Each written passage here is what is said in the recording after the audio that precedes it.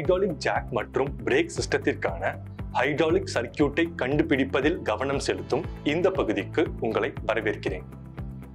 இந்த தொகுப்பில் நீங்கள் அறிவு மற்றும் திறன்களை வழங்குவதை நோக்கமாக கொண்டுள்ளது. ஹைட்ராலிக் ஜாக் அமைப்பில் உள்ள ஹைட்ராலிக் சர்க்கியூட்டின் காம்போனன்ட்ஸ்களை மற்றும் ஃப்ளோவை கண்டறிந்து விளக்கவும். தேவையான கருவிகள் மற்றும் பொருட்கள். பயிற்சியாளரின் டூல்கிட் ஒரு செட். ஹைட்ராலிக் ஜாக் ட்ராலி ஒரு எண். தேவைக்கேற்ப காட்டன் வேஸ்ட். தேவைக்கேற்ப ஹைட்ராலிக் ஃப்ளூயிட். ஜாக் என்பது கனமான பொருட்களை தூக்குவதற்கு பயன்படுத்தப்படும் ஒரு சாதனம். குறிப்பாக மோட்டார் வாகனத்தின் அச்சை உயர்த்துவதற்கும் இயக்கவியலில் வழங்கப்படும் ஜாக் வகைகளை பற்றி பார்க்கலாம். அடிப்படையில் 2 வகையான ஜாக்கள் உள்ளன. முதல் வகை ஹைட்ராலிக் ஜாக் ஆகும். இது விசை பெருக்கத்தை அடைய ஹைட்ராலிக் திரவம் அல்லது ஆயில் போன்ற அழுத்த முடியாத திரவத்தை பயன்படுத்துகிறது. மற்றொரு வகை போர்ட்டபிள் ஃப்ளோர் ஜாக். இவை நியூமேட்டிக் ஜாக் ஆகும். இது கார்கள் அல்லது ட்ரக்குகள் போன்ற வாகனங்களை உயர்த்துவதற்கு அழுத்தப்பட்ட காற்றை பயன்படுத்துகிறது. இப்போது ஹைட்ராலிக் நீர்த்தேக்கம் அதாவது ரிசர்வாயர் பற்றி அறிந்து கொள்வோம். இது ஹைட்ராலிக் அமைப்புகளுக்கு தேவையான ஆயிலை சேமிக்க பயன்படும் தொட்டியாகும். அவை எண்ணெயிலிருந்து சிறிய துகள்களை அகற்ற பயன்படுகிறது. இதனால் ஆயில் தூய்மையாகவும் சுத்தமாகவும் இருப்பதை உறுதி செய்கிறது. பிளஞ்சர் வால்வ் என்பது குழாய்களில் திரவங்களின் ஃப்ளோவை கட்டுப்படுத்த பயன்படும் ஒரு வகை வால்வ் ஆகும். வால்வை திறக்க அல்லது மூடுவதற்கு ஒரு பிளஞ்சை மேலே அல்லது கீழே நகர்த்துவதன் மூலம் இது செயல்படுகிறது. இதை நீங்கள் கைமுறையாகவோ அல்லது தானாகவோ செய்யலாம். இந்த வால்வுகள் மிகவும் சூடாக இருக்கும் அல்லது அதிக அழுத்தம் உள்ள இடங்களில் மிகவும் பயனுள்ளதாக இருக்கும்.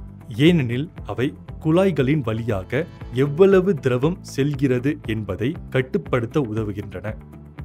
திரும்ப பெறாத வால்வ் அல்லது சோதனை வால்வ் என்பது ஒரு வழியாக மட்டுமே நகரும் கதவை உடையது.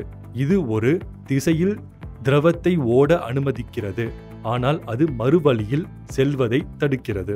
இது பைப்பில் திரவ ஓட்டத்தை கட்டுப்படுத்த உதவுகிறது மற்றும் தேவையற்ற பின்னோட்டத்தை தடுக்கிறது. ஹைட்ராலிக் நிவாரண வால்வ்கள் அழுத்தத்தை கட்டுப்படுத்துவதன் மூலமும் அதிகபட்ச வெளியீட்டு சக்தியை கட்டுப்படுத்துவதன் மூலமும் காம்போனன்ட்ஸ்களை பாதுகாக்கின்றன. ஹைட்ராலிக் அழுத்தத்தை சமநிலைப்படுத்த சரி செய்யக்கூடிய ஸ்பிரிங் ஃபோர்ஸை பயன்படுத்துகிறார்கள். முன்னமைக்கப்பட்ட அழுத்தம் காரணமாக வால்வ் திறக்கும் போது அது வெப்பத்தை வெளியிடுகிறது. ஹைட்ராலிக் ஜாக்கள் ஒரு பம்ப் பிளஞ்சரை பயன்படுத்தி ஒரு சிலிண்டரிலிருந்து மற்றொரு சிலிண்டருக்கு ஆயிலை நகர்த்துகின்றன. பிளஞ்சர் பின்னால் இழுக்கப்படும் போது அது சக்ஷன் வால்வ் மூலம் பம்ப் அறைக்குள் ஆயிலை இழுக்கிறது.